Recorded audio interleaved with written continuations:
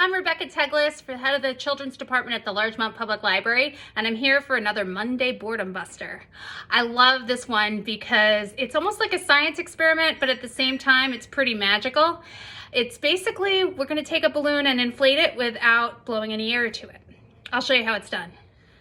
You will need some supplies for this. First of all, you'll need a balloon. This is a 9-inch balloon. I prefer 12-inch balloons, but this is what I had around.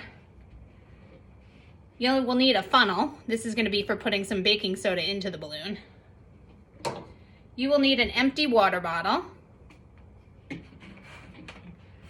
You will need vinegar. And finally, the thing that makes the magic, you will need the baking soda. So what you'll want to do is fill your water bottle about halfway with vinegar. And then what you're going to do is take your balloon, and I am going to put the funnel into the lip of the balloon, like so. This can be a little tricky.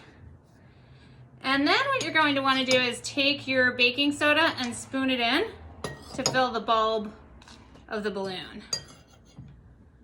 You could see I had a huge bag of baking soda. It's one of the first things I bought when I found out we were going to close, because you could do so many fun science experiments. I'm actually going to take the rest of this and just pour it in, and it'll fill up. And now it is time for the magic. We'll pull this back. Now we take the lip of the balloon and we put it over the top of the water bottle, like so. You don't want the baking soda to go into the water bottle until you're ready for the magic. Now here's the magic. You can see the balloons inflating, getting bigger and bigger, and you can see the bubbling going on inside as the baking soda and the vinegar cause their chemical reaction. Ooh, pretty amazing, isn't it? Bubble, bubble, bubble, bubble.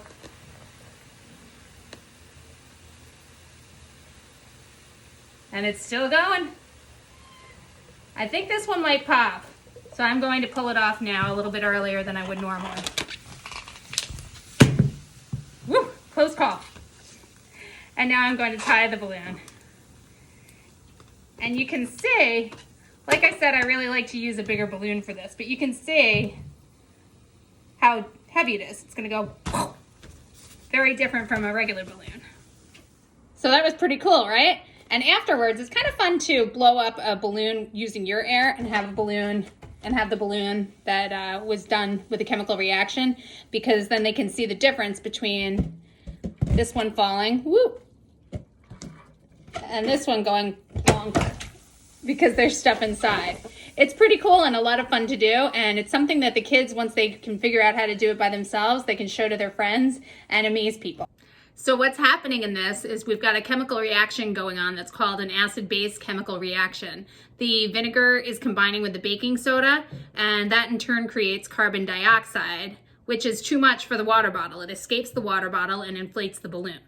It would work better if I had had a smaller water bottle. You could see my balloon got a little overinflated. I had to take it off a little early, so an 8-ounce water bottle would work better than the one that I had. So if you have your hands on those, that's great. But if not, you can modify it to your own, to whatever you have in the house. I hope you enjoyed our Boredom Buster. Miss you guys.